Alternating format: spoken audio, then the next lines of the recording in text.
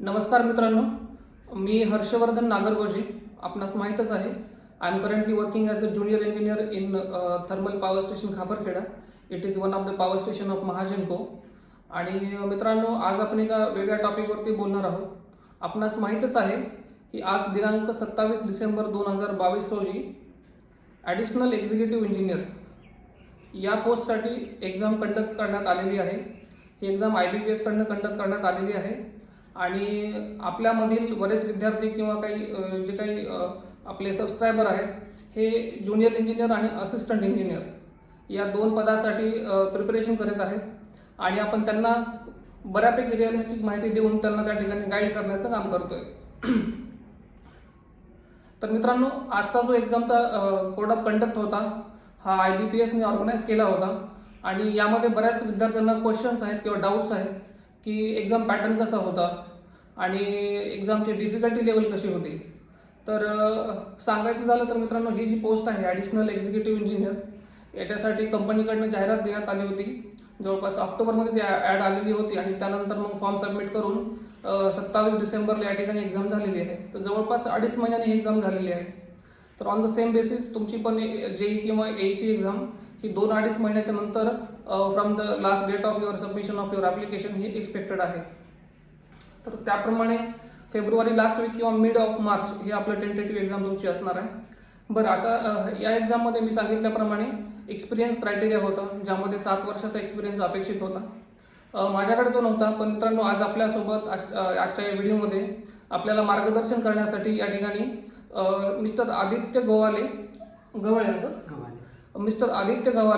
हे आपल्यासोबत उपस्थित आहेत. हे आपल्याला एक्झाम कशी झाली याच्याबद्दल त्यांनी सविस्तर माहिती सांगणार आहेत. तर सर, मी आपलं या चॅनलवरती खूप खूप स्वागत करतो. थँक्यू. तर मित्रांनो, एक्झामबद्दल बोलण्याच्या अगोदर मी सरांना विनंती करतो की सरांनी आपले थोडक्यामध्ये 1 मिनिटामध्ये आपलं या ठिकाणी इंट्रोडक्शन द्यावं, जेणेकरून आपल्याला त्याबद्दल माहिती होईल. नमस्कार, माझं नाव आदित्य रवींद्र गव्हाले. मी नेटिव्ह नाशिक आहे माझं. आणि माझी BE जी आहे ती इन्स्ट्रुमेंटेशन अँड कंट्रोल इंजिनिअरिंगमध्ये झाली आहे पुणे विद्यापीठातनं.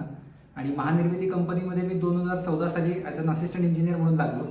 पहिली posting Paras thermal power station येथे होती व सध्या मी खापरखेडा थर्मल पॉवर स्टेशन येथे परफॉर्मन्स ऑप्टिमायझेशन ग्रुप ह्या विभागामध्ये कार्यरत आहे. Thank you sir. तर सर, थोडं एक्झामबद्दल बऱ्याच लोकांना डाऊट्स आहेत. आपण एक बाय एक डाऊट्स घेऊया. तर ही जी एक्झाम झाली सर, ही एक्झाम IBPSनं कंडक्ट केलेली आहे. IBPS. तर या एक्झामचा पॅटर्न कसा होता याबद्दल थोडंसं आम्हाला सांगा. म्हणजे टेक्निकल किती होते, नॉन टेक्निकल किती होते आणि त्या एक्झामचा ड्युरेशन किती होता. तर या एक्झामसाठी स्पेसिफिकली कसं होतं की आपल्याला जो एक्सपिरियन्स क्रायटेरिया होता तो 7 वर्षांसाठीचा होता इन पॉवर सेक्टरचा. ओके. आणि त्यानंतर मग एक्झाम पॅटर्न बद्दल बोलायचं झालं तर एक्झाममध्ये टेक्निकल प्रश्न होते 110 मार्कांचे. आणि त्यानंतर लॉजिकल रिझनिंग आणि मराठी असं मिळून टोटल पुढचे प्रश्न होते. म्हणजे 50 क्वेश्चनचे 110 मार्क 110 मार्क झाले. आणि नॉन टेक्निकल मध्ये रिझनिंग, ॲप्टिट्यूड आणि मराठी तिन्ही पण गोष्टी होते. बरोबर. तर मित्रांनो, आपल्याला आपण ऑलरेडी आम्ही तुम्हाला सांगितलंच आहे की हा जो हँडआउट्स आम्हाला जे आले होते डेप्युटी एक्झिक्युटिव्ह किंवा ॲडिशनल एक्झिक्युटिव्ह या पोस्टसाठी, तर maybe on similar kind of examination will be there in your case, that is for JEE आणि AE. तर आपण हे कन्फर्म समजू शकतो जवळपास की टेक्निकलमध्ये 50 क्वेश्चन्स येतील आणि नॉन टेक्निकलमध्ये मराठीला 20 question 10 mark, aptitude general aptitude जे आहे त्याचे 10 मार्क्स, ते झाले 20 मार्क्स आणि टोटल 20 मार्क रिझनिंगसाठी सेपरेटली असणार आहेत.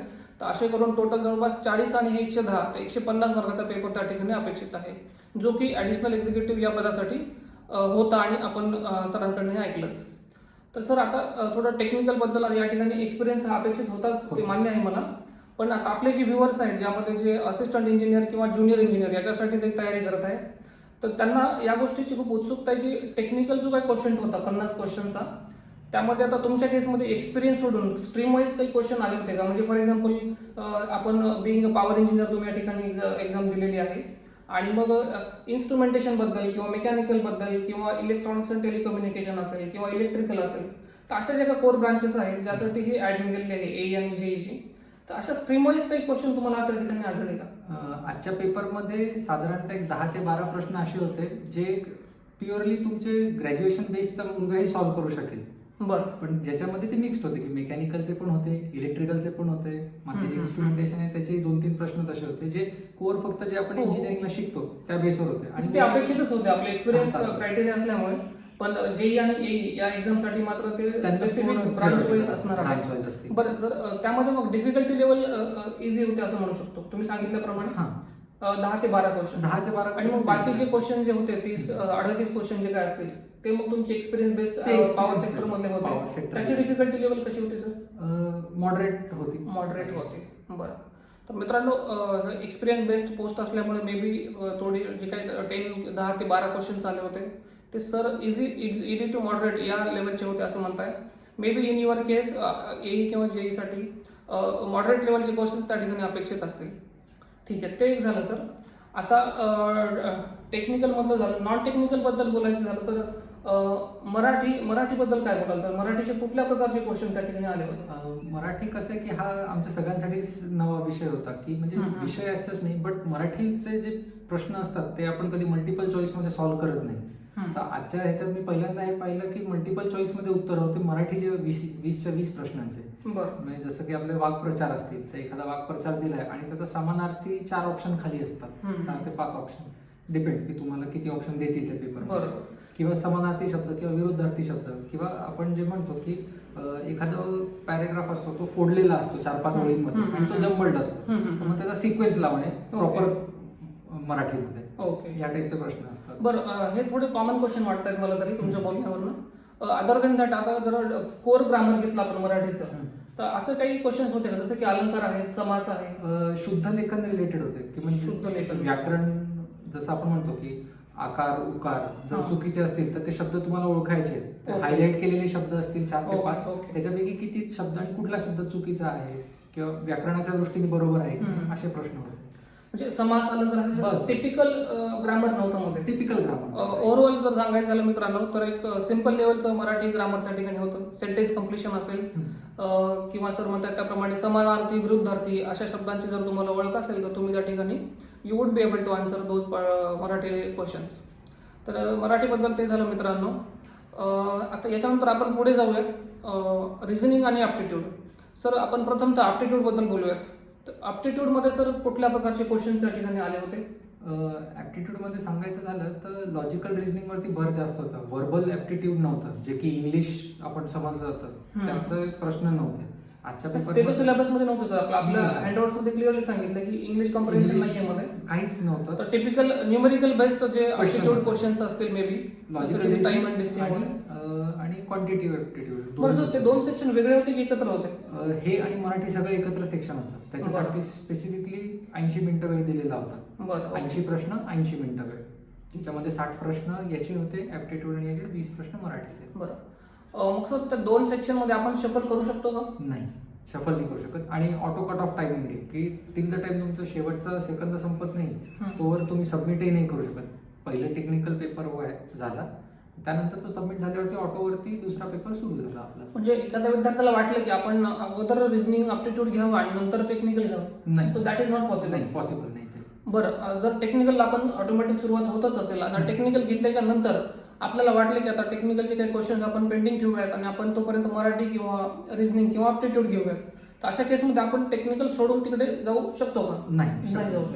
शकत. कारण फक्त टेक्निकलचा एक पार्ट वेगळा आहे, तो सुरू झाल्यावर त्याच्यातलेच 50 प्रश्न तुम्हाला सॉल्व्ह करणे आहे. आपापसामध्ये तुम्ही पुढे मागे जाऊ शकता. तर मित्रांनो, पॉईंट करण्याचा एक महत्त्वाचा पॉईंट आहे जो की तुम्ही नोट करू शकता. सरांनी सांगितल्याप्रमाणे टेक्निकलला 40 मिनिटं होते आणि 50 क्वेश्चन्स होते. यामध्ये right from your beginning exams automatically start from your technical section आणि मग ते संपल्याच्या नंतर automatically you will jump to the non technical section which includes Marathi, aptitude and reasoning. आता within the non technical Marathi, aptitude and reasoning यामध्ये तुम्ही क्वेश्चनला jump करू शकता असं सर म्हणत आहे. पण non technical to technical, technical to non technical हे जाणं त्या ठिकाणी शक्य नव्हतं. Because there was auto timer was there किंवा ऑटो स्विचिंग इज देअर. तर ते झालं मित्रांनो, हा एक महत्त्वाचा पॉईंट आहे. कारण बऱ्याच वेळेस आपण शफल करण्याचा प्रयत्न करतो, स्विच करण्याचा प्रयत्न करतो आपल्या कन्व्हिनियन्सप्रमाणे आणि मग आपले काही क्वेश्चन मागे राहू शकतात. तर मित्रांनो, ही एक महत्त्वाची गोष्ट आहे, नोट करा. तर नॉन टेक्निकलबद्दल हे झालं. सर अदर दॅन दॅट हां आता आपलं नॉन टेक्निकलमधलं हे बाकीचं आहे, अजून एक बाकीचं आहे रिझनिंगबद्दलचं. सर ॲप्टिट्यूड आणि मराठीमधलं जसं तुम्ही उदाहरण सांगितलं की शब्द दिलेले आहेत समानार्थी विरुद्धार्थी किंवा कुठलं सेंटेन्स चुकीचं आहे ते ओळखायचं आहे, तसं ॲप्टिट्यूडमधलं एखादा क्वेश्चन तुम्ही आमच्या विद्यार्थ्यांसाठी थोडं एखादा हायलाईट करू शकता का? ट्रेन्सचं जे गणित असतात त्यावरती प्रश्न होता, बरं. नंतर प्रॉफिट अँड लॉस वरती प्रश्न होते, ओके. त्यानंतर लॉजिकल रिझनिंग मध्ये सांगायचं झालं तर अरेंजमेंट्स वरती प्रश्न होते, सिटिंग अरेंजमेंट ओके रिझनिंगमध्ये ओके. आणि त्यानंतर मग जे आपण म्हणतो की डायरेक्शन रिलेटेडचे प्रश्न होते. ओके. असे मी जनरली जे आपण आर एस अगरवाल मध्ये पाहतो हम्म. की आर एस अगरवाल बेस्ट पुस्तक आहे, हम्म. जे वाचलं की तुमचे बेसिक कन्सेप्ट क्लिअर हो होतील हो त्या बरेच संदर्भात लोक ते पुस्तक रेफर करतात आणि तिथून सुरुवात करायला काही हरकत नाही. आणि आता नंबर ऑफ टॉपिक जास्त असल्यामुळे त्यांना व्हरायटी आहे, तर बऱ्यापैकी टॉपिक्स त्या ठिकाणी कव्हर झालेले असतील तुमच्या माहितीप्रमाणे. साधारणतः 8 ते 9 टॉपिक्स रिलेटेड लॉजिकल रिझनिंगचे प्रश्न कव्हर होतात. बरं. आणि याच्यात कसं असतं की एक प्रश्न म्हणजे एक आपल्याला सिनारिओ दिलेला आहे आणि त्याच्या हम्म. बेसवरती 4 ते 5 प्रश्न आहेत. बरं. असे 5 प्रश्न होते, जेणेकरून 25 प्रश्न तर त्याच्यातच होऊन जातात तुमचे लॉजिकल. म्हणजे सिटिंग अरेंजमेंट झालं, Sitting याला arrangement एक पाच. पॅरेग्राफ कॉमन असेल आणि कंटिन्युअली 5 पाच क्वेश्चन्स प्रश्न असतात. असतात त्याचे. सिटिंग अरेंजमेंट झाल्यानंतर मे बी डायरेक्शन वरती हां. किंवा कोडिंग डिकोडिंग असेल, कोडिंग डिकोडिंग नसेल त्यामध्ये होतं, तोही तोही होतो. बरं. किंवा सिलॉलिझम्स असतात ज्याच्यामध्ये पण काही पॅरेग्राफ छोटासा देऊ शकतात किंवा स्टेटमेंट देऊ शकतात आणि त्यावरती कंटिन्युअली मग किंवा क्वेश्चन असू शकतात. कन्क्लुजनचे जे प्रश्न असतात की 2 स्टेटमेंट्सवर कन्क्लुजन, मग एक स्टेटमेंट बरोबर आहे दुसरं हम्म. चुकीचं आहे, त्या टाईपचे प्रश्न आहेत, ओके. ते पण होते. म्हणजे variety of questions where there in the examination right from your aptitude and reasoning मराठीमध्ये तर होतेच होते. तर मित्रांनो हे झालं आपलं कोड ऑफ कंडक्ट एक्झामबद्दल. सर याच्या व्यतिरिक्त तुम्हाला अजून विद्यार्थ्यांना काय गाईड करायचं आहे की आपल्याकडनं कुठल्या चुका होऊ शकतात एक्झाममध्ये? चुका म्हणजे एक सगळ्यात महत्त्वाचा मुद्दा आपल्याला जो माझ्या एईच्या पेपरच्या वेळेला पण जो मी अनुभवला होता तो म्हणजे आपण टेक्निकलच्या नावाखाली ॲप्टिट्यूड बरंचसं निग्लेक्ट करून देतो. टेक्निकल सिलेबस आपल्याला जो कॉलेजमध्ये शिकवला आहे तो खूप वास्ट आहे. वास्ट. तर जी मुलं गेटची तयारी करत असतील त्यांना तो पटापट थिअरॉटिकल कन्सेप्ट क्लिअर असल्यामुळे होतं. बरं. पण जे आपण प्रेशर घेतो की हे न्यूमरिकल येईल का, हा फॉर्म्युला येईल का, अशातला तेवढा भाग नाही, तेवढा स्ट्रेस घेण्याची गरज नाही. उलट तुम्ही दोन्ही सेक्शन्सला तेवढंच इक्वली महत्त्व द्या, ना की आपण हा विचार करू की टेक्निकलला वेटेज जास्त आहे म्हणून मी फक्त ते पाहतो, ॲप्टिट्यूड वेळेवर जे जमेल ते करू. तसं होत नाही. त्यांनी तुमचे चान्सेस तुम्हीच कमी करून घ्या. त्यामुळे इक्वल वेटेज देऊन तयारी करा आणि न्यूमरिकल बेसवर जाण्यापेक्षा तुमचे कन्सेप्ट क्लिअर ठेवा की बेसिक लेवलवर एई लेवलच्या पेपरमध्ये ते जास्त एक्सपेक्टेड आहे की तुमचे बेसिक्स क्लिअर आहेत की नाही. बेसिक्स क्लिअर असतील तर तुम्ही न्यूमरिकली आरामशीर सॉल्व्ह करू शकता, कारण सोप्या प्रश्न येतात. तर मित्रांनो बॉटम लाईन हीच आहे की तुम्हाला बॅलन्स्ड ठेवायचं आहे एक्झाममध्ये. म्हणजे तुमचं जर टेक्निकल स्ट्रॉंग असेल तरी पण तुम्हाला नॉन टेक्निकल लागणारच आहे. ज्याचं नॉन टेक्निकल स्ट्रॉंग आहे त्याला टेक्निकल स्ट्रॉंग करणं गरजेचंच आहे. तर सर्वांनी टेक्निकल मला वाटते बऱ्यापैकी कव्हर केला असेल अभ्यास करून, आणि टेक्निकल कव्हर केल्यामुळे मे बी त्या ठिकाणी तुम्हाला त्या स्टिप्युलेटेड टाईममध्ये टेक्निकल सॉल्व्ह करता येईल. पण तुमचं मेन जे फायनल सिलेक्शन राहील त्यामध्ये आता या केसमध्ये जर कट ऑफचा विचार केला मित्रांनो तर ही एक्सपिरियन्स बेस्ड पोस्ट असल्यामुळे या ठिकाणी 1:4 याप्रमाणे कॅन्डिडेट्सला इंटरव्ह्यूमध्ये बोलवलं जाणार आहे. त्यामुळे मे बी कट ऑफ थोडासा कमी येऊ शकतो, पण तुमच्या केसमध्ये डायरेक्ट एंट्री पोस्ट असल्यामुळे कट ऑफ जास्त जाण्याची शक्यता आहे. आणि ज्यामध्ये असेच विद्यार्थी सिलेक्ट होतील मित्रांनो की ज्यांचं टेक्निकल कॉम्पिटन्सी चांगली आहे, त्यांनी त्या ठिकाणी चांगला स्कोर केला आहे आणि नॉन टेक्निकलमध्ये त्यांनी स्पीड घेतलेली आहे. स्पीड घेतल्यामुळं they are ahead of all those who are lacking there. तर त्या ठिकाणी स्पीड तुम्हाला येणं गरजेचं आहे आणि त्यासाठी तुम्ही मॉडरेट लेवलचं तर सांगितल्याप्रमाणे मॉडरेट लेवलचे क्वेश्चन्स त्या ठिकाणी ॲप्टिट्यूड आणि रिझनिंगमधून येणं अपेक्षित आहे. तर मित्रांनो त्याप्रमाणे तुम्ही तयारी करा जेणेकरून तुमचे सिलेक्शनचे चान्सेस जे काय ते त्या ठिकाणी वाढतील मित्रांनो. सर हे झालं आता एक्झामबद्दल आणि तुमचं जे काही मार्गदर्शन विद्यार्थ्यांना भेटले नक्कीच त्याचा त्यांनी फायदा करून घेतील अशी अपेक्षा आहे सर. सर जॉब प्रोफाईलबद्दल किंवा इन्स्ट्रुमेंटेशनचे काही विद्यार्थी आहेत त्यांना बरेच काही डाऊट्स आहेत की सर आम्हाला पुढचे 2 महिने जे काय त्याबद्दल मार्गदर्शन करा, कुठली बुक लिस्ट रेफर करायला पाहिजे त्याबद्दल गाईड करा. तर मित्रांनो मी या व्हिडिओच्या माध्यमातून मी सरांना या ठिकाणी रिक्वेस्ट करतो की पुढच्या 8-10 दिवसामध्ये 1-2 तारखेपर्यंत एक फ्रुटफुल कंटेंट किंवा जे असणं अपेक्षित आहे पर्टिक्युलरली इन्स्ट्रुमेंटेशन इंजिनियर्स जे आहेत त्या ब्रांचसाठी पर्टिक्युलरली किंवा मी मेकॅनिकल आहे चॅनलचे जे ओनर आहेत राजेंद्र रेडेकर यांनी इलेक्ट्रिकलकडनं आहेत तर इन्स्ट्रुमेंटेशन आणि इलेक्ट्रॉनिक्स यांच्याकडनं आपल्याला कोणीच भेटलं नव्हतं. तर सर आपण थोडंसं विद्यार्थ्यांना पुढील एका वीकमध्ये इन्स्ट्रुमेंटेशन इंजिनिअरिंग याबद्दल कुठली बुक लिस्ट आहे किंवा चांगले महत्त्वाचे कंटेंटचे बुक आहे ते तुम्ही सजेस्ट करा, जेणेकरून त्यांना त्या ठिकाणी फायदा होईल. नक्कीच. तेव्हा मित्रांनो मी तुम्हाला नंतर सरांना घेऊन येईलच, त्या ठिकाणी व्हिडिओ घेऊन येईलच आपल्यासाठी, आणि त्यातून तुम्हाला नक्की फायदा होईल. तर मित्रांनो हे झालं एक्झामबद्दल. सर प्लॅनबद्दल जर विचार केला तर तुम्हाला काय वाटतं, म्हणजे ए आणि जेईसाठी Mahagenco how it is a good career option for them? एका प्रकारे तसं पाहायला गेलं तर करिअर ऑप्शन टेक्निकल ज्या लोकांना काम करण्याची आवड आहे, मेकॅनिकल इलेक्ट्रिकल कुठलीही ब्रांच असो, तर Mahagenco is one of the best companies considered under Maharashtra government. Okay. कारण तुम्हाला पे स्केल चांगले आहेत, तुम्हाला क्वार्टर फॅसिलिटी अवेलेबल आहे प्रत्येक पॉवर स्टेशनला जिथे जिथे जाल, आणि मुळात म्हणजे एक आपल्याला काही लोकांच्या मनामध्ये ती धाकधूक असते की गव्हर्नमेंट जॉब आहे तर पब्लिक इंटरफिअरन्स कितपत येतो. तर महाजेनको एक अशी कंपनी आहे की जिथे आपल्याला पब्लिक कॉन्टॅक्ट जास्त नाहीये. तुम्ही फॅक्टरी ऍक्टच्या अंडर कन्सिडर होता, तुमची कामाची प्रोफाईल खूप स्ट्रिंजंट असते आणि खूप ठराविक कामं असतात तुम्हाला, आणि करिअर ग्रोथसाठी चांगलंच आहे कारण टेक्निकल एक्सपिरियन्स आहे. सर याच्यामध्ये बऱ्याच विद्यार्थ्यांना किंवा काही वेस्टर्न महाराष्ट्रामध्ये जे विद्यार्थी आहेत मित्रांनो, त्यांना हा पर्टिक्युलर डाऊट आहे की most of the power station they are situated, they are being erected in Vidarbha region, कारण तिकडे कोल बेल्ट्स आहेत, कोल माइन्स आहेत, आणि कॉस्ट ऑफ जनरेशन कमी करण्यासाठी आपण महाजेनको तिकडे जास्तीत जास्त पॉवर प्लांट टाकते. तुम्ही पाहिलं असेल की वेस्टर्न मध्ये नाशिकला येऊन तुमचं आहे नेटिव्ह, तरी पण तिकडे एकच पॉवर प्लांट आहे, त्याची कॅपॅसिटी पण कमी आहे, तो वगैरे वगैरे. तर सर वेस्टर्न महाराष्ट्रामधल्या लोकांसाठी how it is feasible option, त्यांच्यासाठी हे योग्य कसं काय? त्यांना बऱ्याच लोकांना हा डाऊट आहे, जॉईन करू की नको, तयारी करू की नको, जर माझं सिलेक्शन झालं तर मला शेवटी विदर्भात जाणं आहे आणि मग ती लाईफस्टाईल मला मॅच होणार नाही होणार, त्यांच्या अपेक्षा आहेत की आपण मेट्रो सिटीमध्ये राहावं वगैरे. बरोबर. रिसेंटली आता समृद्धी महामार्ग झाला, मी मागच्या व्हिडिओमध्ये पण सांगितलं की आता कनेक्टिव्हिटी हा एक फॅक्टर होता जो आता चांगला झालेला आहे, आणि विदिन महाराष्ट्र किंवा across the Maharashtra right from Mumbai to Nagpur connectivity चांगली झाल्यामुळं तुम्ही आता विचार करू शकता मित्रांनो, आणि याबद्दल सरांचं ओपिनियन घेऊ आपण. सर तुम्हाला काय वाटतं आता या विषयावर? तुम्ही बोललात ते अगदी बरोबर आहे की आधी लोकांना वाटायचं की पॉवर स्टेशन जनरली रिमोट एरियामध्येच असतात की आता, पण तुम्ही पाहिलं तर खापरखेडा आणि कोराडी हे दोन पॉवर स्टेशन नागपूर शहरालाच लागून आहे. Bhusawal power station Jalgaon MIDC ला लागून आहे. आपल्याला म्हणजे असं रिमोट ऍक्सेस हा प्रकार नाहीये, म्हणजे इतकं जे लोकांना वाटतं की आपण रिमोटमध्ये आहोत तर तो प्रकार नाही. आणि मुळात म्हणजे जी ऍडमिनिस्ट्रेशन आहे महाजेनकोची ती पण बऱ्यापैकी फ्लेक्झिबल आहे की भलेही तुमची पहिल्यांदा पोस्टिंग कुठेतरी अशा ठिकाणी होईल जिथे तुम्हाला एखाद्याला जायला नाही आवडणार, की काही लोकांना जसं चंद्रपूर आहे, पण तिकडे मराठवाड्यामध्ये परळी आहे, पण त्याचं कसं आहे, नागपूरच्या लोकांना मे बी तिकडे नाशिक वगैरे नको असेल, मे ते नको असतं. पण कसं आहे की ती फ्लेक्झिबिलिटी महाजेनको एक देते, कारण आपल्याकडे मल्टिपल ऑप्शन्स आहेत. तुम्ही 3 वर्षानंतर तुमच्या ट्रान्सफरसाठी प्रयत्न करू शकता, आणि होतात की म्हणजे सतत लोकांचे प्रमोशन्स आणि रिटायरमेंट आणि ट्रान्सफर सतत चालू असल्यामुळे पुढे मागे कधी ना कधी तुम्ही तुमच्या एरियामध्ये जाऊन काम करणारच आहात. त्याच्यामुळे तो नाही, पण त्याच्यासाठी हातात आलेली सुवर्ण संधी सोडू नका. Yes correct. सर ते झालं.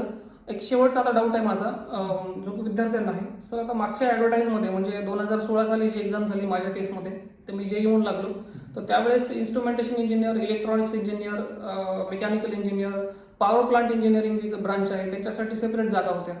पण त्यांनी आता यावेळेस तो पोर्टफोलिओ चेंज केला आहे.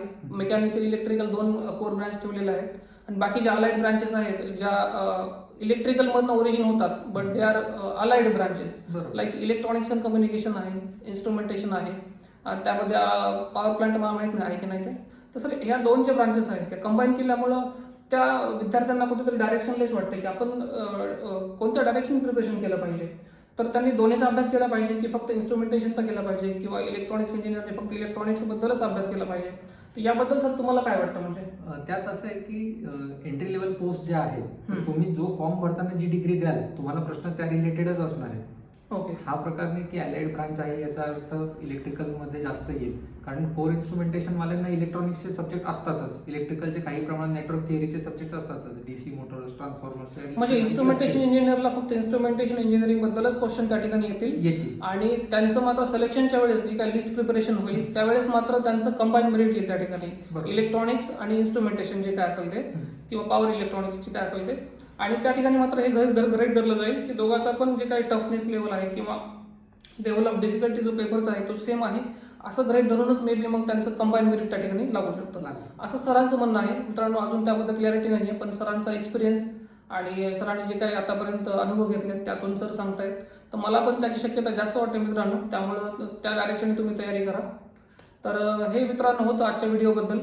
तर मला वाटतं बऱ्यापैकी डाऊट्स क्लिअर झालेले आहेत. ज्या विद्यार्थ्यांना अजून पण काही डाऊट्स आहेत त्यांनी प्लीज आपल्या कमेंट बॉक्समध्ये त्या ठिकाणी मेन्शन करा. नेक्स्ट व्हिडिओमध्ये आता तुम्हाला सांगितल्याप्रमाणे 30 डिसेंबर 2022ला माझा स्वतःचा डेप्युटी एक्झिक्युटिव्ह इंजिनियर या पोस्टसाठी मी फॉर्म भरलेला आहे. त्या ठिकाणी तीन वर्ष क्रायटेरिया होता एक्सपिरियन्सचा, तर मी त्या ठिकाणी फिट होतो आहे आणि मी फॉर्म भरला आहे.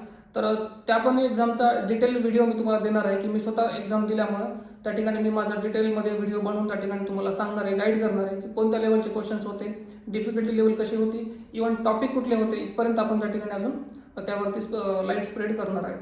तर सर आपण वेळेत वेळ काढून या ठिकाणी या चॅनलवर असणाऱ्या विद्यार्थ्यांना या ठिकाणी तुम्ही मार्गदर्शन दिलं त्याबद्दल मी आपले खूप खूप आभार मानतो. थँक्यू. थँक्यू. थँक्यू.